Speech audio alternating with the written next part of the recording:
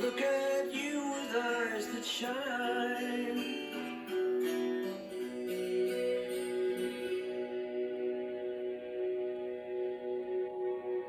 Wow, Paul McCartney there having a classic encounter. What a beautiful song. Had a request for that.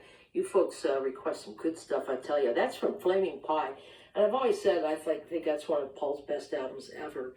It's just really a beautiful album. And I was reading the other day that that's the next album that'll get the special reissue treatment Paul's been doing on his body of solo work, where he not only remasters the original album, but puts out a lot of outtakes and stuff that we just salivate over here. So we can't wait. But thank you very much for that request for Some Days. Just a beautiful song by Paul.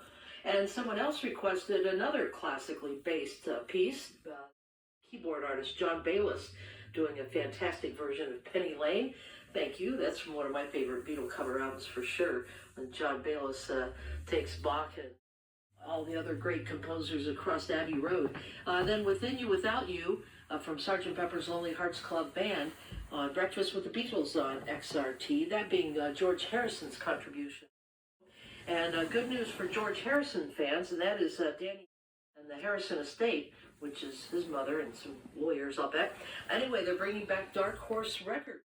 George is on some of these albums, and plus they're going to do a Tom Petty estate charity single that features Jacob Dylan, Danny Harrison, Amos Lee, Willie Nelson, and some other folks. And it's just going to be a lot of cool stuff. Joe Strummer's solo catalog, you didn't see that coming on Dark Horse, so we'll keep you posted what's going to be coming out.